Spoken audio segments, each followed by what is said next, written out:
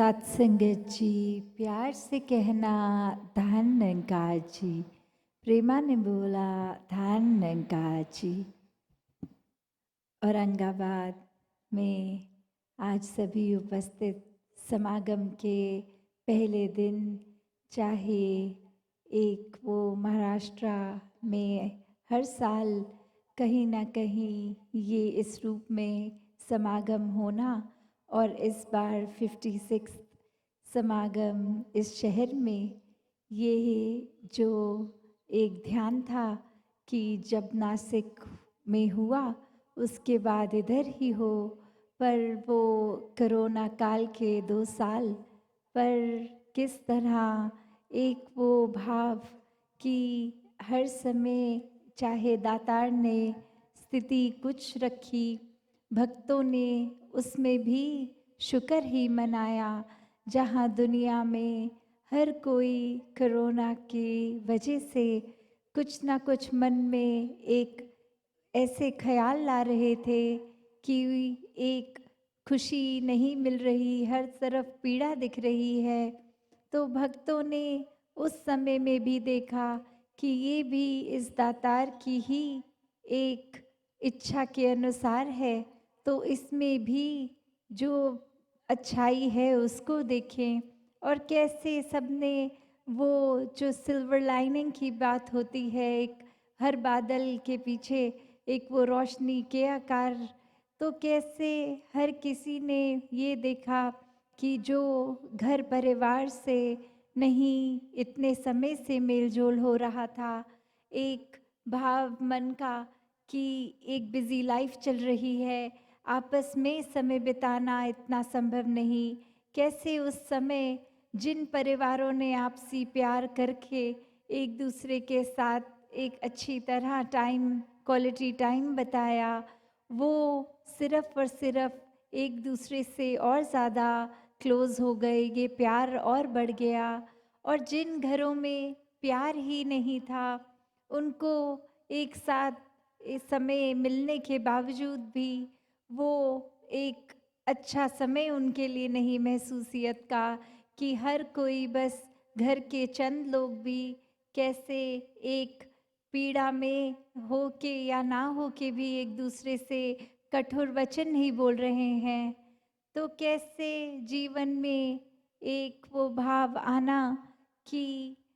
अपनी परिस्थिति को कोसने की ये जो इंसान की फितरत है, या अक्सर कुछ अपने हिसाब से नहीं तो इस परमात्मा को भी कोसा जाता है कि एक हमारे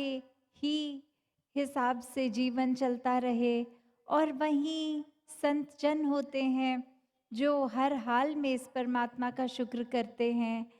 जो परसों जब दासी ग्राउंड में भी आई तो ये एक बात महसूस करी, चाहे हर दिन रात में वर्षा शुरू हो जा रही थी और एक दिन पहले वो तूफान इधर ग्राउंड में बारिश के साथ आकर वो टेंट्स भी गिर गए, महापुरुष अब गीली ज़मीन भी है, रात को सोना भी है, पूरा दिन एक वो वर्षा के वजह से एक कंफर्ट चाहे नहीं मिल पा रहा, उसमें भी जब संतों से बोला कि ये कठिनाई आ रही होगी, प्रॉब्लम फील हो रही होगी कि एक आराम नहीं मिल पा रहा, ग्राउंड में सुविधाएं नहीं मिल रही, तो संतों ने जो आगे से बात रखी कि इस निराकार ने हमारे शरीर से और सेवा लेनी थी, तभी एक बार अरेंजमेंट्स हो भी गए और फिर से वो बारिश के कारण चाहे वो टेंट भी बिखर गए, फट गए, और फिर से एक समय और मिला कि रूप फिर से निखारा जाए इस ग्राउंड का। तो संतों ने तो कभी भी अपनी परिस्थिति को नहीं कोसा, इस तरह भी एक सड़क पे भी रात को सो गए कि ज़मीन गीली है तो क्या हुआ, बाहर कंक्रीट की रोड, उस पे ही आराम कर लिया, फुटपाथ पे ही लेट गए। तो बात वही कि हर समय भक्तों को एक वो भाव कभी भी इस परमपिता परमात्मा, अल्लाह, गॉड, जिस नाम से भी जानना चाहें, उसके प्रति सिर्फ और सिर्फ एक सत्कार का ही भाव रहता है, ये जानते हुए कि ये कभी कुछ गलत नहीं कर सकता। एक हमारी ही सोच है जो कभी एक जीवन में कोई चीज़ मिलने के लिए अगर लग रहा है कि स्ट्रगल है और मन में इच्छा है, तो वो एक अपने दिमाग में बना लेते हैं कि ये व्यक्ति मिल जाए तो जीवन खुशहाल हो जाएगा, ये वस्तु मिल जाए तो जीवन अच्छी हो जाएगा। और कोई सामान, कोई घर किसी तरह से भी एक दिमाग में बना लेते हैं कि अभी हमारा जीवन अच्छा नहीं है, खुशी नहीं है, क्योंकि कोई चीज़ मिसिंग है। और फिर वो वस्तु, वो इंसान, वो चीज़, वो सामान मिल भी जाए तो कुछ समय बाद फिर वही बात कि अब उस इंसान का तो जीवन में आना हो गया, पर अब भी खुशी नहीं है। वो सामान जो चाहिए था वो भी मिल गया, फिर भी खुशी नहीं है। तो बात वही कि कोई चीज़ एक कुछ पल के लिए अच्छा महसूस करा देती है, पर कैसे हर समय के लिए एक रस रहने वाला, एक खुशी जो कुछ हो ना हो उससे ऊपर की अवस्था, ये आनंद की अवस्था है कि जो चीज़ हम अगर आधार ही बना लेंगे संसार में कि खुशी इस चीज़ से मिलनी है, तो संसार की हर चीज़ की कोई ना कोई एक्सपायरी डेट है। चाहे वो इंसान हो, चाहे वो सामान हो, आज वो चीज़ है, कल नहीं। अभी शाम है, कुछ देर में रात, सुबह, सब बदलता रहता है। तो सिर्फ और सिर्फ क्या वो एक चीज़ है जो हर समय के लिए सच है, वो ट्रूथ की बात कि कभी वो झुटलाई नहीं जा सकती। वो सच्चाई ये परमात्मा है कि एक जीवन में हर समय ये उतना ही है, ना ये घटता है, ना ये बढ़ता है, ना ये एक कोई अपना आकार लेकर एक उस तरह से शेप साइज में बंधा नहीं,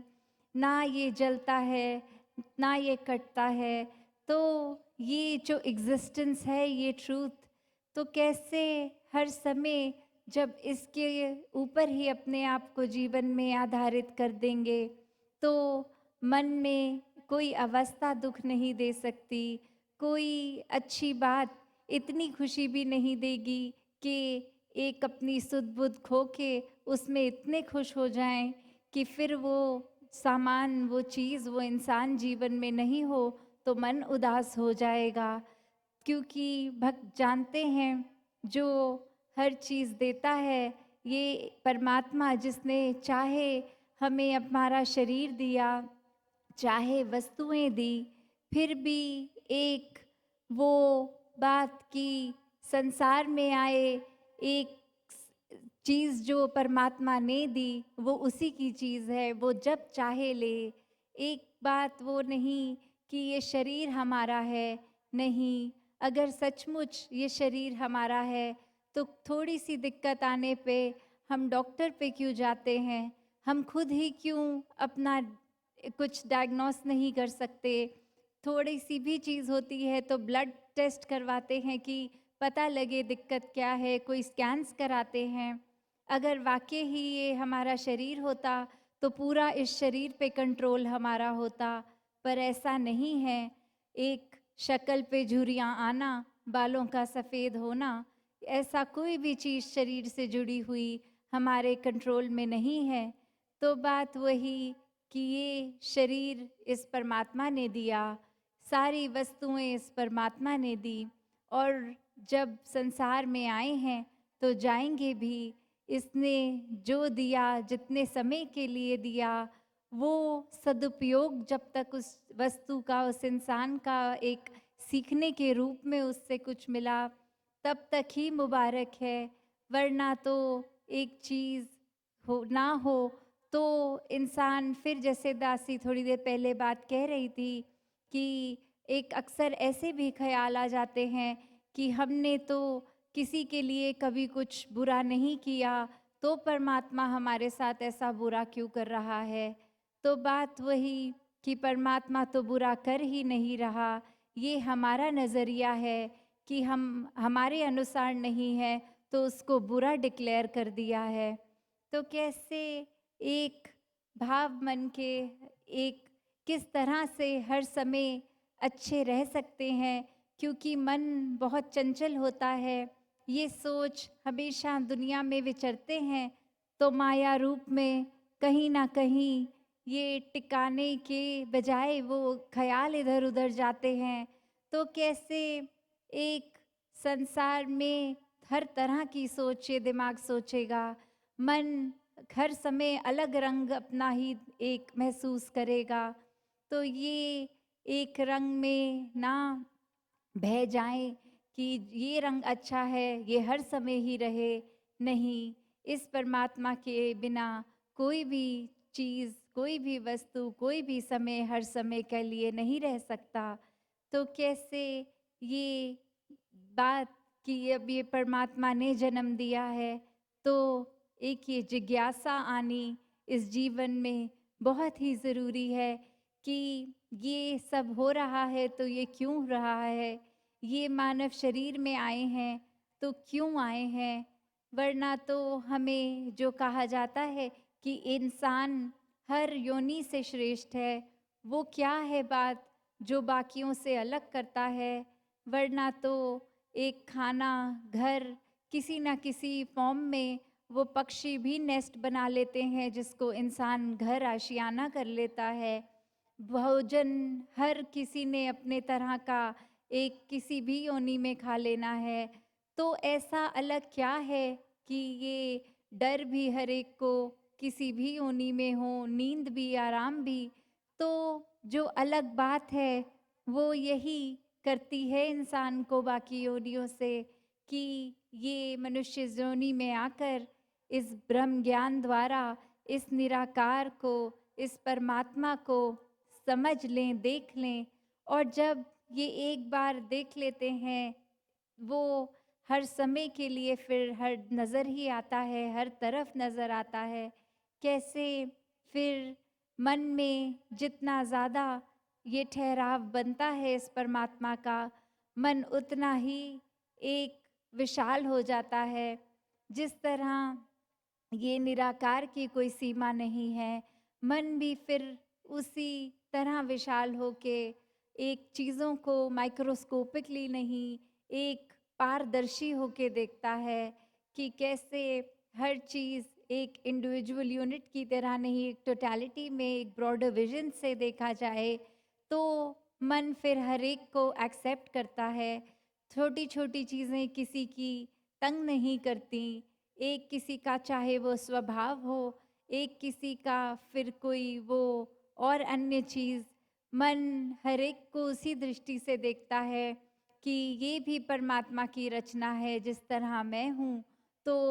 किस बात का एक दूसरे से नफरत, गिला और मन में एक ऐसे भाव आने। हर किसी में जिस तरह हमारे अंदर ये परमात्मा है, हर एक में है, ये आत्मा इसी परमात्मा का अंश सभी में है। तो बात यही कि ये जीवन में आ गए हैं तो अब ये जिज्ञासा कैसे लानी, क्योंकि एक पहले की बात अगर करें तो एक डिस्ट्रैक्शन रूप इतना ज़्यादा नहीं, हर किसी को कहीं ना कहीं हर समय वो खुद ब खुद जिज्ञासा आ जाती थी कि किस तरह इस परमात्मा को प्राप्त करें। और अब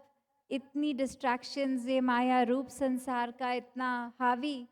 तो अक्सर इस शरीर में आके ये आत्मा भी कंफ्यूज्ड कि शायद काम ही ये है कि छोटी उम्र में खेलना कूदना पढ़ना, फिर घर बार चलाना, काम करना, और फिर वृद्ध अवस्था में एक शरीर जिस तरह भी हो ना हो, कैसे एक जीवन की बस यात्रा, यही काम कि बस यही करने आए हैं। पर वो आत्मा की भूख, एक भटकन जो होती है वो इस ब्रह्म ज्ञान द्वारा ही, एक जो अक्सर कोई भी हम धार्मिक ग्रंथ खोल लें उसमें मोक्ष और मुक्ति की बात है कि जो जीते जी इस परमात्मा को प्राप्त कर लेता है, इसको देख लेता है, इसको दिल में बसा लेता है,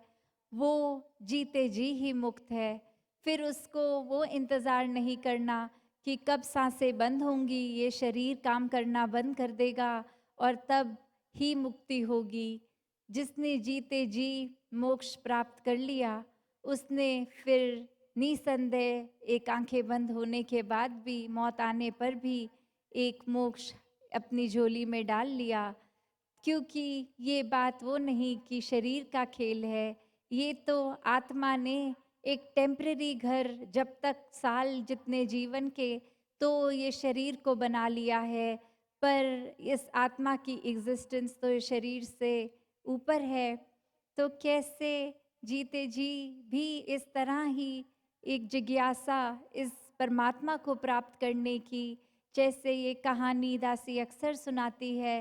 कि एक कोई व्यक्ति अपने गुरु से ये बात रखकर कि मुझे बहुत जिज्ञासा है परमात्मा की प्राप्ति करके अपना जीवन जीते जी मुक्त कर लूं, और वहीं वो गुरु पानी के अंदर उसका मुंह डाल के रख दे काफ़ी देर, और थोड़ी देर बाद जब निकाला तो वो खांसियाँ ठसके और सांस को अपनी उखड़ी उखड़ी को वापस नॉर्मलाइज करने की कोशिश। और फिर वो गुरु सवाल करते हैं कि जब पानी में सांस नहीं आ रही थी तो सबसे ज़्यादा इच्छा किस चीज़ की थी? और वो इंसान बोलता कि तब बस यही कि किसी तरह सांस आए, ये बेचैनी रुक जाए। और वहीं वो गुरु समझाते हैं कि इस प्रभु परमात्मा की प्राप्ति उस तरह होनी चाहिए जैसे आपकी इच्छा थी उस समय की, और कुछ ना मिले तो भी चलेगा, बस सांस मिल जाए। तो जब वैसी इच्छा इस परमात्मा की प्राप्त करने की हो, वो ही असली क्यूरियोसिटी है, वही जिज्ञासा है जो हर एक में होनी चाहिए कि जीवन में कुछ हो ना हो, बस ये परमात्मा हो। वो बात की जब इच्छा होती है तो फिर इस निराकार ने वो साधन भी बख्शे हैं कि ये प्राप्ति पूर्ण हो जाए। इसीलिए आज बार बार अनाउंसमेंट्स भी हो रही थी कि ब्रह्म ज्ञान कक्ष में जाके जो भी रूहें उस तरह से अपने जीवन की भटकन को दूर करना चाहते हैं, वो इस परमात्मा के दर्शन करके जीते जी भी अपनी खुशहाली कर लें, और फिर जीवन खत्म होने पे भी एक खुशहाल ही रहें। और फिर बात वही की बात, जीते जी हमें और भी अपने जो काम करने होते हैं, चाहे वो घर परिवार का देखभाल है, चाहे अपने दफ्तर स्कूल इत्यादि में जो रिस्पॉन्सिबिलिटीज़ करनी हैं, तो फिर जीते जी क्या हम सिर्फ भक्ति करें और ऐसा काम त्याग दें? नहीं, एक भक्ति गृहस्थ में समाज में रहकर ही करी जाती है। अपने घर में जिस तरह हम हर समय कुछ ना कुछ अगर कर भी रहे हैं, तो साथ ही ये भक्ति अपने आप ही हो रही है। जिस तरह ये दिल की धड़कनें, ये सांसें, ये पलक झपकना, कोई अलग समय नहीं निर्धारित करना पड़ रहा कि हम 1 घंटा पलक झपका लेंगे, हम 1 घंटा अपने दिल को धड़का लेंगे। नहीं, ये तो हम चाहे कोई कार्य कर रहे हैं, हम ये दिल भी उसी तरह धड़क रहा है, ये पलक भी उस तरह झपक रहे हैं हम। तो उसी तरह ये दातार से प्यार, ये भक्ति एक कोई भी कार्य करते हुए साथ ही की जा सकती है, और वही असली प्रेमा भक्ति बन जाती है जब हर कार्य से फिर प्यार हो जाए, हर इंसान से प्यार हो जाए, और उसका बेस ही ये हो कि ये निराकार के एहसास में किया गया काम था, तो अब ये काम नहीं रहा, ये सेवा बन गई। ये दिल में किसी के लिए एक अरदास रूप का आना, एक दिल से परोपकार पूरे संसार के लिए आना। तो बात वही जैसे हम अक्सर सुनते हैं, ए मेरे मन सुमिरन कर ले। तो वो बात ये नहीं कही गई कि ए जीभ सिमरन कर ले, ए शब्दों द्वारा सिमरन कर लो। नहीं, मन को कहा जा रहा है कि मन में इस दातार का एहसास करके सिमरन करो, वरना तो वो शब्द शब्द ही रह जाएंगे। जब इस एहसास के द्वारा किया जाएगा वो महसूसियत, तो वो एक सिर्फ अपने तक ही नहीं, वो भाव फिर पूरे संसार के कल्याण के बन जाते हैं जब मन में दातार हो और सुमिरन करके, सेवा करके, सत्संग करके, फिर वो चाहे हम जीते जी भी ये भक्ति हर समय कर सकते हैं। फिर जो आज बात बार सुन रहे हैं हम, रूहानियत और इंसानियत संग संग, तो वो बात भी कि एक जीवन में सिर्फ इंसानियत, ये ह्यूमन वैल्यूज़, एक ये अच्छा इंसान बनना ही फिर ये क्या है कि क्या हम अगर अच्छे कर्म कर रहे हैं, अच्छे इंसान बन गए हैं, तो क्या एक जीवन का लक्ष्य पूरा हो गया? वो इंसानियत के गुण पूरी तरह भी मन में तभी बस पाते हैं जब इस रूहान, इस परमात्मा का जो वास है हमारे अंदर हो जाता है। वरना तो वही जैसे कहा गया है, every soul is potentially divine, कि कैसे एक दैवीय होना हर एक में संभव है। बस इस देव के साथ जुड़ना है, इस परमात्मा के साथ जुड़ना है, इसको पहचान कर इसमें एकमिक होना है। जब ऐसा हो जाता है फिर इंसानियत सीखने की बात नहीं रह जाती। फिर मन में खुद ब खुद वो करुणा, दयालुता, एक प्यार, स्नेह, एक दूसरे से एक किस तरह रवैया रखना है, वो बिहेवियर, वो कुछ समय का नहीं, हर समय एक अच्छाई हमारे अंदर एक बाय प्रोडक्ट की तरह ही आ जाती है कि इस परमात्मा से प्यार हो गया, इसको देख लिया, मन में बसा लिया, तो अब जीवन में ह्यूमन वैल्यूज़ खुद ब खुद आ गईं। वो फिर ज़बरदस्ती की सिखाई हुई ऊपरी बिहेवियरल नहीं है, अंदर से ही वो बात कि जिस तरह एक शरीर में अगर हम कहीं पे भी एक स्क्रैच लगता है तो ब्लड ही बाहर आता है, क्योंकि शरीर के कोने कोने में वो खून ही बसा है। तो कैसे कहीं से भी स्क्रैच करेंगे, खून नहीं आना है। वहीं उसी तरह एक अगर इंसानियत अंदर भर गई, क्योंकि ये रूहान अंदर बसा है, ये परमात्मा बसा है, तो अंदर से हर समय ही चाहे कोई स्थिति हो, कुछ भी हो, अंदर जो है वही बाहर आना है। तो ऐसी अच्छाई, हर समय की अच्छाई हर किसी के हिस्से में रहे। हर कोई अपने जीवन में सेवा, सुमिरन, सत्संग करते हुए, और वो भी किस तरह एक सही रीज़न से, एक सही नीयत से। वरना सत्संग आके अगर जो शब्द बोले गए संतों ने उसको अनसुना कर दिया, ध्यान कहीं और रखा, कोई सिर्फ अगर गीत भजन चल रहे हैं तो उसमें उनके बोलों को मन में नहीं बसाया, सिर्फ एक धुन को, म्यूज़िक को ही एंजॉय करके कान रस तक एक उस समय का टेम्पररी एक झूम लिया। पर ये सही वजह नहीं है कि सत्संग सिर्फ अपने आप को दुनिया की चीज़ों से काटने के लिए आओ। नहीं, सत्संग तो इसलिए है कि सत्संग में संत हैं,